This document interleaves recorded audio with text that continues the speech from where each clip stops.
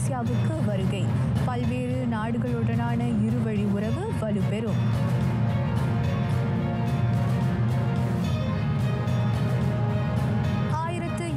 Ringgit குறைந்தபட்ச ஊதிய முறை நாளை நடப்புக்கு வருகிறது. 43 லட்சத்துக்கும் மேற்பட்ட பணியாளர் பயனுறுவர்.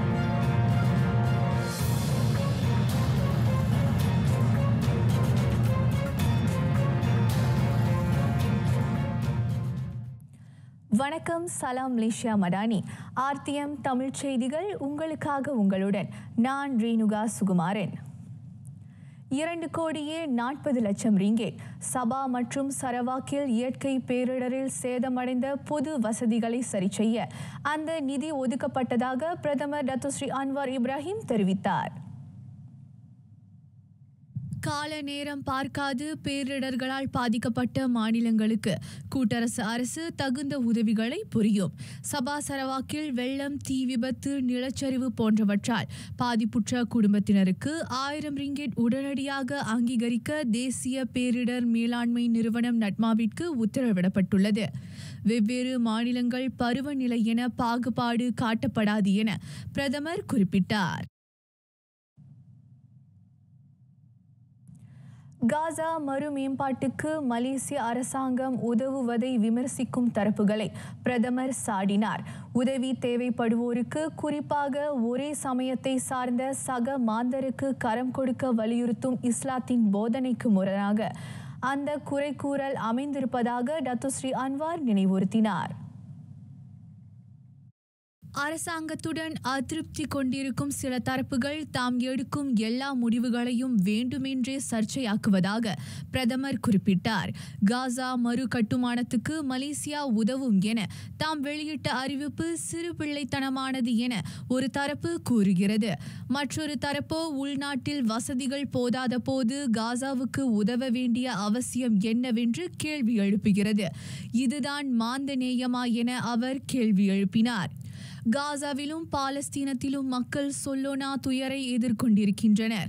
அவர்களின் இன்னலை தீர்க்க வேண்டியது சக மார்க்கத்தினர் எனும் வகையில் முஸ்லிம்கள் அனைவரும் கைகோர்க்க வேண்டும் என பிரதமர் வலியுறுத்தினார்.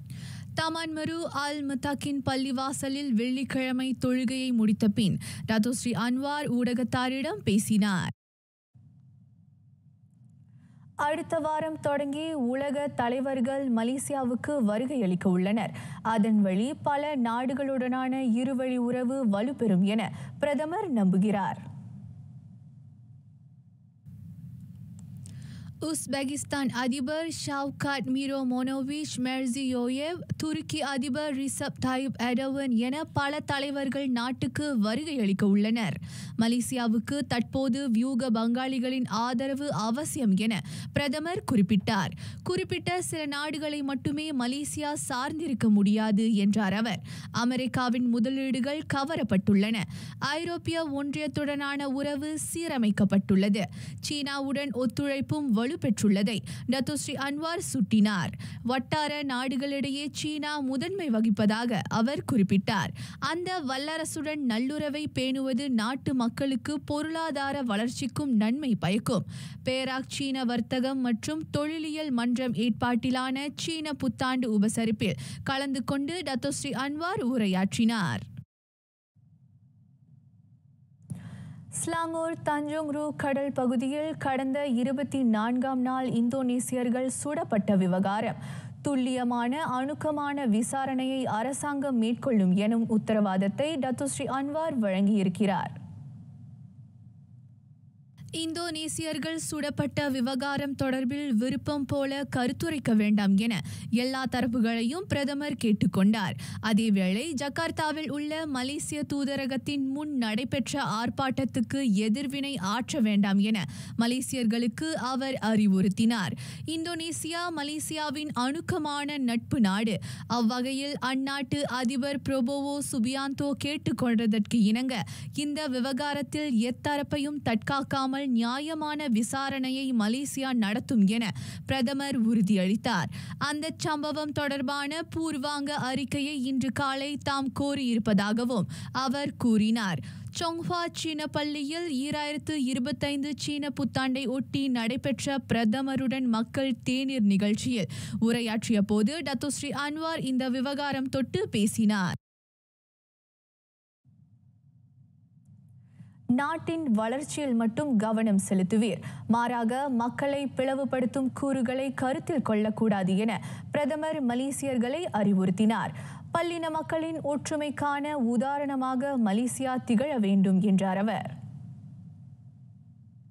மலேசிய திருநாடு பல ஆற்றல்களை தன்னகத்தே கொண்டுள்ளது. அனைத்து இனங்களின் கண்ணியத்தை உயர்த்த மலேசியர்களாக நாம் ஒன்றுபட வேண்டும் என டத்தோஸ்ரீ அன்வார் குறிப்பிட்டார். ஓர் இனத்தவர் மற்றோர் இன பண்டிகையை கொண்டாடுவது குறித்து சில தரப்பினர் எழுப்பியுள்ள சர்ச்சைகளை அவர் கடுமையாக சாடினார். மலாய்க்காரர்கள் சீன பெருநாள் விருந்தில் கலந்து கொள்வது, சீனர்கள் தைப்பூசம் திருவிழாவில் பங்கேற்பதும் மலேசியர்களிடையே நெடுங்காலமாக காணப்படும் வழமை. தற்போது சிலர் அதனை மிகைப்படுத்தி விமர்சிப்பதை பிரதமர் கண்டித்தார். இதுபோன்ற விவகாரங்களில் கவனம் செலுத்தாமல் ஒற்றுமையையும் நல்லிணக்கத்தையும் பேண முனைய வேண்டும் என மலேசியர்களை அவர் வலியுறுத்தினார். கருத்துகளில் வேறுபாடு இருந்தாலும் ஒற்றுமையுணர்வு வேரூன்றியிருப்பது அவசியம் என்றார் அவர். அதன் வழி நாடும் நாட்டு மக்களும் முழுமையான பொருளாதார வளர்ச்சியை எட்ட முடியும் என டத்தோஸ்ரீ அன்வார் கோடி காட்டினார். இதற்கிடையில் வாழ்க்கை செலவின அதிகரிப்பை கையாள கூட்டரசு அரசாங்கம் தொடர் கடப்பாடு கொண்டிருக்கிறது. அதனால் மக்கள் பாதிக்கப்படாமல் இருப்பதை தமது நிர்வாகம் உறுதி செய்யும் என டத்தோஸ்ரீ அன்வார் குறிப்பிட்டார். எஸ்டிஆர் உதவித்தொகை 1300 ரிங்கெட்டுக்கு அதிகரிக்கப்பட்டுள்ளது. வாழ்க்கை செலவின அதிகரிப்பால் பாதிப்புற்ற மக்களின் நிதி சுமையை குறைக்கும் இலக்கை அந்த உதவி திட்டம் கொண்டுள்ளது. மக்களுக்கு மிக அதிகமான உதவித்தொகையை வழங்கும் நாடுகளுள் ஒன்றாக மலேசியா விளங்குவதை பிரதமர் சுட்டினார். இதனிடையே பொது சேவை ஊழியர்களின் பணி சுமைக்கு ஏற்பவே SSPA முறையின் கீழ் அவர்களின் ஊதியம் உயர்த்தப்பட்டது. ஒருமைப்பாட்டு அரசின் நிர்வாகத்தில் பொது சேவைகள் தரம் உயர்த்தப்பட்டுள்ளன. சேவை செயல்முறையை விரைவுபடுத்துவதில் அதிக கவனம் செலுத்தப்படுவதை டத்தோஸ்ரீ அன்வார் சுட்டினார். பொது சேவை ஊழியர்களின் ஊதிய உயர்வுக்காக இவ்வாண்டு 1000 கோடி ரிங்கெட் ஒதுக்கப்பட்டுள்ளது. அடுத்த ஆண்டு 1800 கோடி ரிங்கெட் செலவிடப்பட உள்ளதாக பிரதமர் குறிப்பிட்டார். கடந்த 12 ஆண்டுகளில் அரசு ஊழியர்களுக்கு சம்பள உயர்வு வழங்குவது இதுவே முதல் முறை என்றார் அவர். 1700 ரிங்கெட் குறைந்தபட்ச ஊதிய முறை நாளை முதல் நாடு முழுவதும் செயலாக்கப்படுகிறது. 5க்கும் அதிகமான ஊழியர்களை கொண்டுள்ள நிறுவனங்களும் நிபுணத்துவம் சார்ந்த நிறுவனங்களும் அந்த ஆணையை பின்பற்ற வேண்டும் என மனிதவள அமைச்சு அறிக்கை வழி அறிவித்தது. 5க்கும் குறைவானோர் பணிபுரியும் நிறுவனங்கள் ஆகஸ்ட் 1 தொடங்கி 1700 ரிங்கெட் குறைந்தபட்ச ஊதியத்தை வழங்க வேண்டும். சம்பந்தப்பட்ட நிறுவனங்கள் ஊதிய முறையையும் நிறுவன செயலாக்கத்தையும் சீரமைக்க போதிய அவகாசம் வழங்கப்பட்டுள்ளதாக மனிதவள அமைச்சு குறிப்பிட்டது.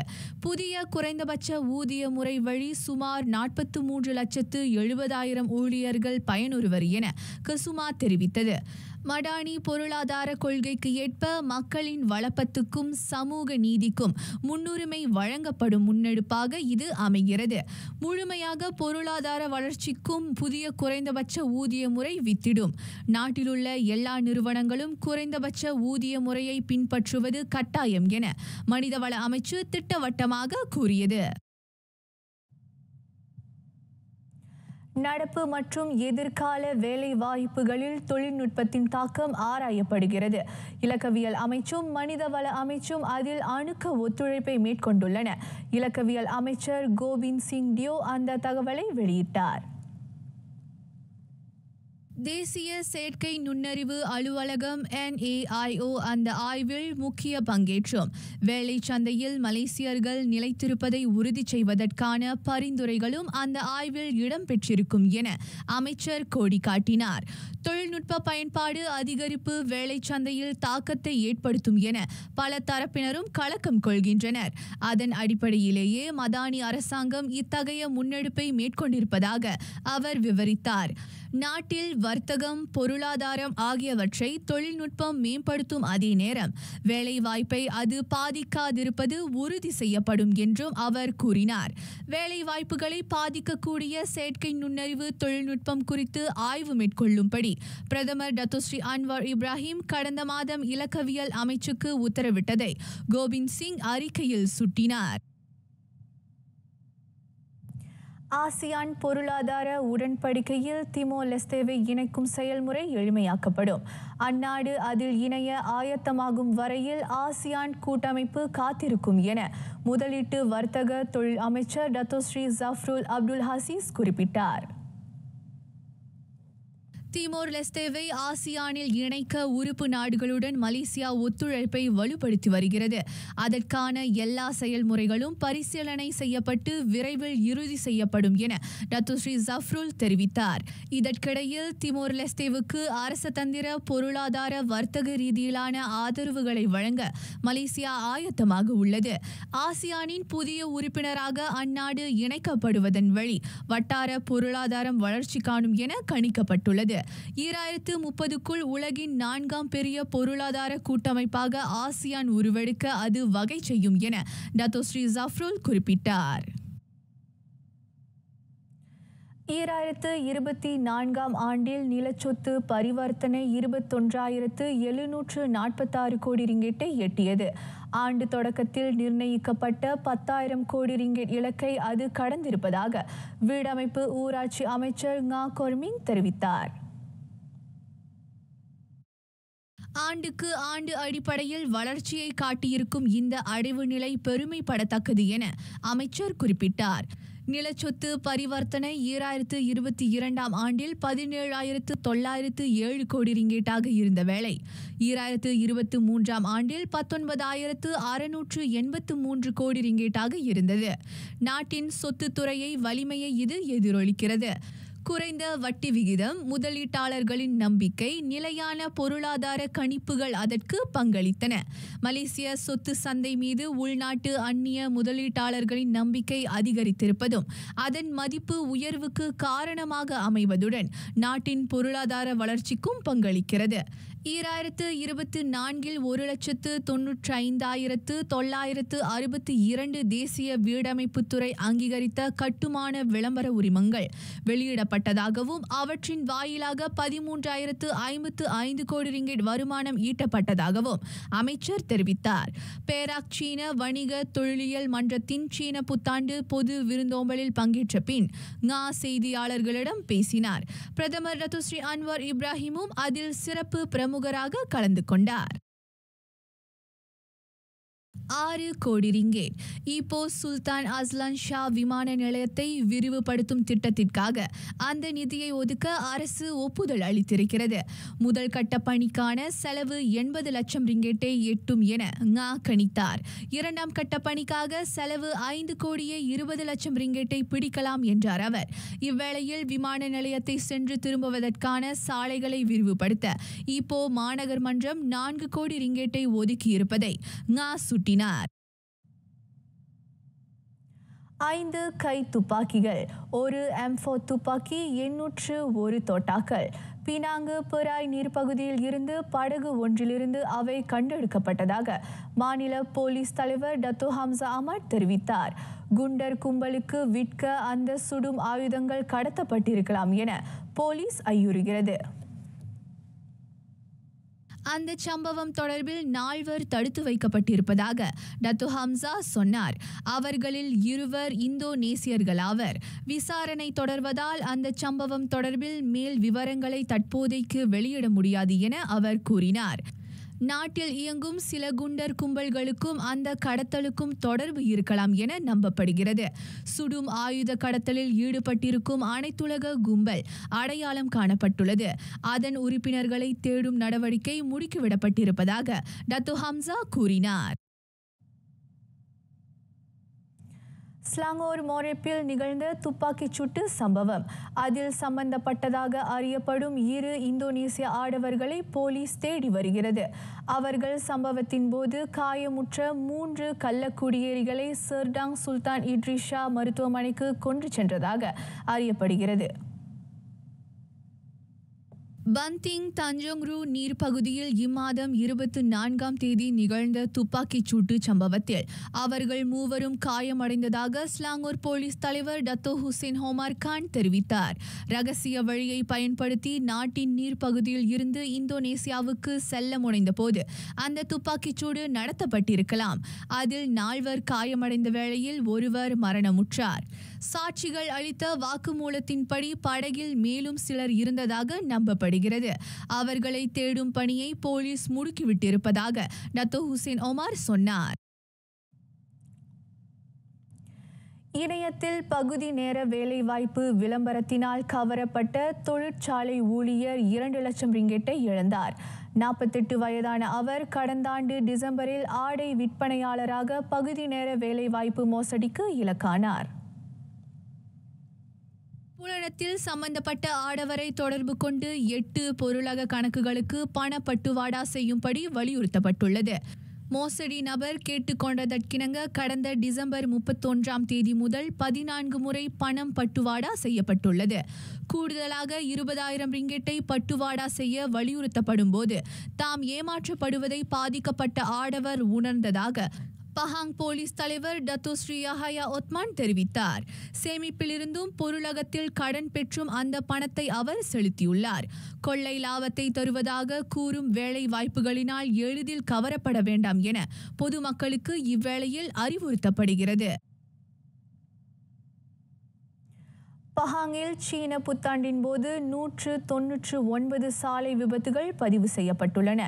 கடந்த ஆண்டு சீன புத்தாண்டு காலத்துடன் ஒப்பிடுகையில் இது 23 விபத்துகள் அதிகம்.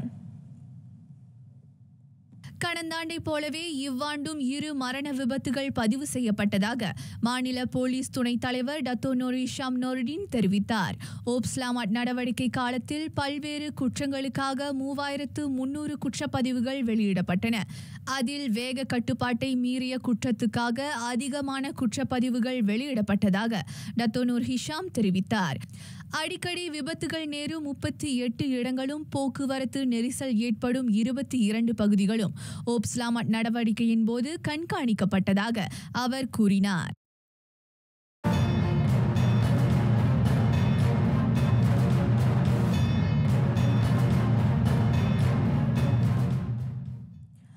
மலேசியா உட்பட 9 நாடுகள் அனைத்துலக சட்டத்தை நிலைநாட்டும் பரஸ்பர கடுப்பாடு குறித்து கலந்துரையாட தி ஹேச்சில் ஒன்று கூடவிருக்கின்றனர்.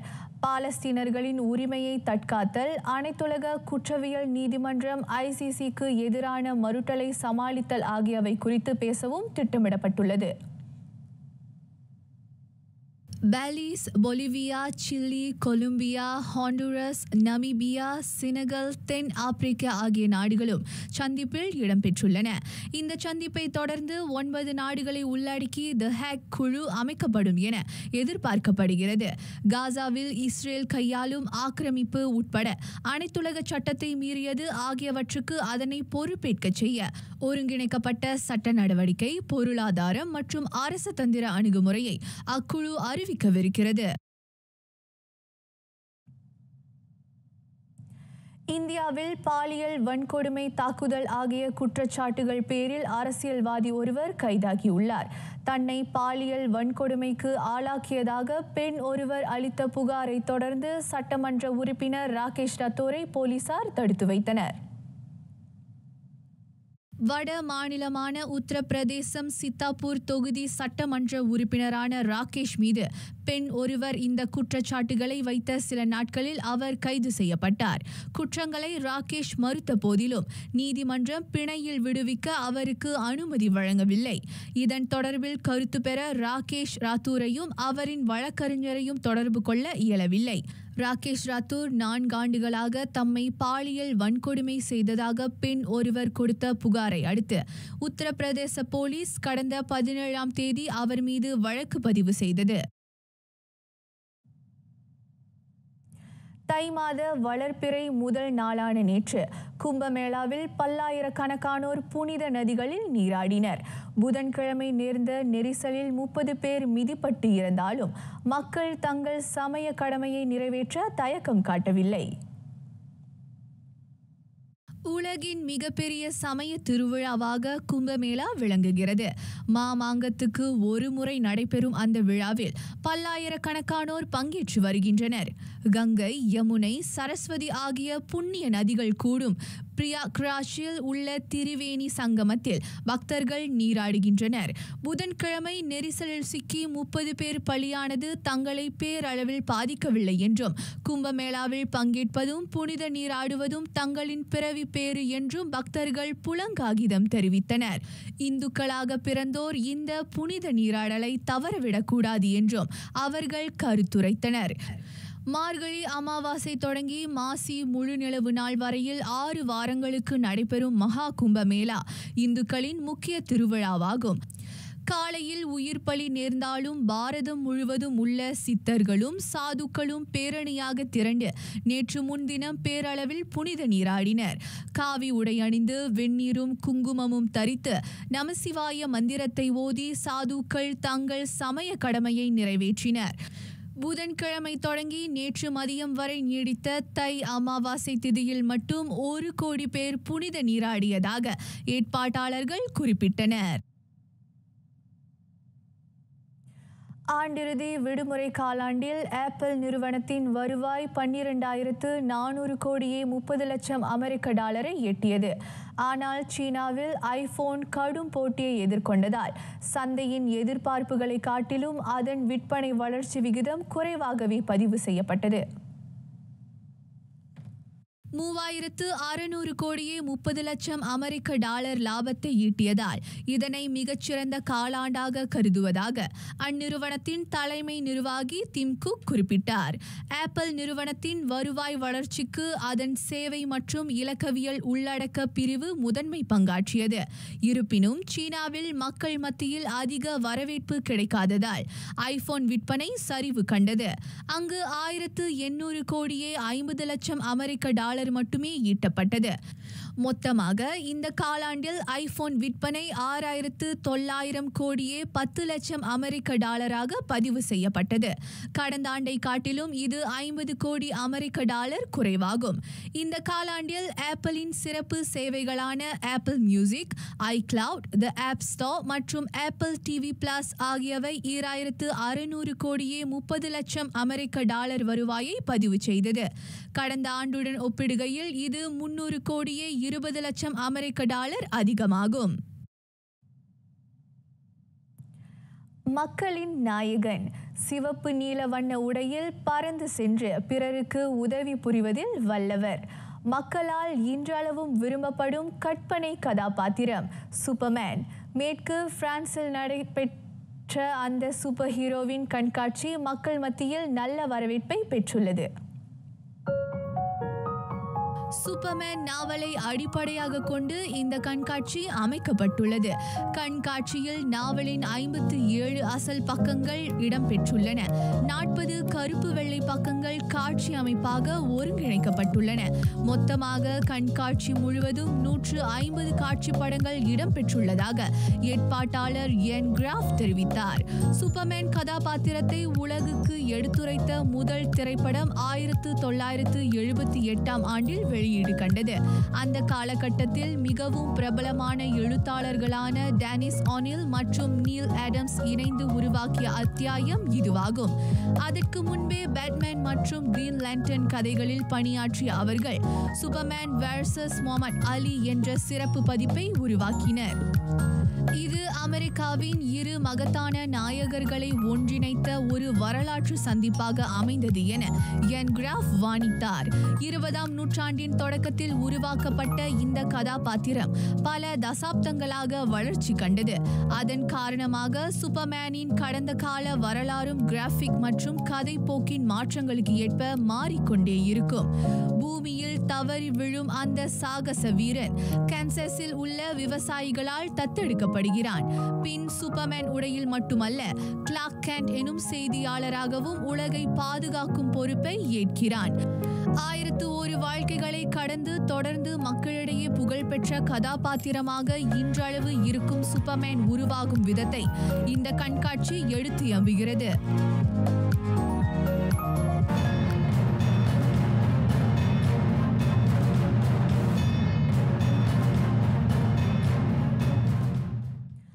காற்பந்து நடுவர் சுயேட்சை கழகத்தை அமைப்பது குறித்து ஆராயப்படும். அந்த உறுதியை வழங்கினார் மலேசிய காற்பந்து சங்கம் FAM துணைத் தலைவர் டத்தோ S சிவசுந்தரம். அந்த சுயேட்சை கழகத்தை அமைக்கும் பரிந்துரையை ஜோஹர் டாருல் தசீம் JDT உரிமையாளர் துங்கு மகோதா இஸ்மாயில் முன்மொழிந்திருந்தார். நாட்டின் காற்பந்து துறையை மேம்படுத்துவதற்கு ஜோஹூரின் இடைக்கால ஆட்சியாளருமான துங்கு மகோதா இஸ்மாயில் முன்வைக்கும் அனைத்து ஆலோசனைகளையும் பரிந்துரைகளையும் FAM வரவேற்கிறது. நடுவர் கழகம் FAM கட்டுப்பாடின்றி சுயேட்சையாக இயங்க வேண்டும் என்ற யோசனையை அவர் கூறியிருந்தார். அந்த ஆலோசனையை மலேசியா காற்பந்து சங்கம் திறந்த மனத்துடன் ஏற்றுக்கொள்வதாக டத்தோ சிவசுந்தரம் அறிக்கை வாயிலாக தெரிவித்தார். ஐரோப்பா லீக்கில் அடுத்த சுற்றுக்குள் நேரடியாக நுழைந்துள்ளது மான்செஸ்டர் யுனைடெட். இன்று அதிகாலையில் அந்த இங்கிலீஷ் அணி ரோமானியாவின் FCSBயை 2-0 என வீழ்த்தியது. அதனை அடுத்து 36 அணிகள் அடங்கிய யூரோப்பா லீக் பட்டியலில் தி ரெட் டெவில்ஸ் 18 புள்ளிகளுடன் 3ஆம் நிலைக்கு முன்னேறியது. அவ்வணிக்கான 2 கோல்களை பிற்பாதியில் டியோகோ டாலோட் மற்றும் காபி மைனு இருவரும் புகுத்தினர். அந்த லீக்கில் இதுவரையில் களம் கண்ட 8 ஆட்டங்களில் ஒன்றில் கூட யுனைடெட் தோல்வி காணவில்லை. நடப்பு பருவத்தில் முதல் முறையாக அது 3 ஆட்டங்களில் தொடர்ச்சியாக வெற்றியை பதிவு செய்திருக்கிறது. வாழ்வழித்த காற்பந்து அணிக்கே திரும்புகிறார் நேமார். அந்த பிரேசிலிய தாக்குதல் நட்சத்திரத்தின் காற்பந்து வாழ்க்கைக்கு சென்டோஸ் அணி பிள்ளையார் சுழி போட்டது. அந்த பிரேசிலிய காற்பந்து அணியுடன் மீண்டும் உடன்பாடு செய்து கொள்ளவிருப்பதை நேமார் சமூக ஊடகத்தின் வாயிலாக அறிவித்திருக்கிறார். உன் வருகைக்காக தாயகமும் தாய்நாட்டு மக்களும் ஆவலுடன் காத்திருப்பதாக சென்டோஸ் நிர்வாகம் X தளத்தில் பதில் இடுகையிட்டுள்ளது. 32 வயது நேமார் 2023 9 கோடி யூரோ மதிப்பில் பாரிஸ் ஜெர்மெயின் அணியிலிருந்து அல் ஹிலாலில் இணைந்தார். முழங்காலில் கடுமையான காயத்திற்கு ஆளானதை தொடர்ந்து அந்த அரபு அணிக்கு அவர் 7 முறை மட்டுமே களம் கண்டிருந்தார். நேமார் சென்டோஸ் அணியில் 17 வயதில் தமது காற்பந்து வாழ்க்கையை தொடங்கினார். அவ்வணிக்கான 225 முறை விளையாடி இருக்கும் அவர் 136 கோல்களை புகுத்தியிருக்கிறார். மேலும் 64 கோல்கள் புகுத்தப்படவும் அவர் உதவியுள்ளார். அந்த பிரேசிலிய அணி 50 ஆண்டுகளில் முதல் முறையாக 2011 கோப்பா லிபர்டடோரஸ் கிண்ணத்தை வெல்ல அவர் முக்கிய பங்காற்றினார்.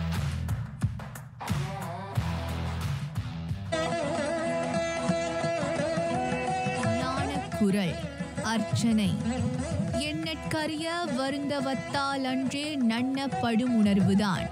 நினைத்து கூட பார்க்க முடியாத கடும் தவத்தினாலேயே இந்த இறையருள் கிட்டும் என ஆன்ம நெறி புகட்டுகிறார் ஔவை பெருமாட்டி.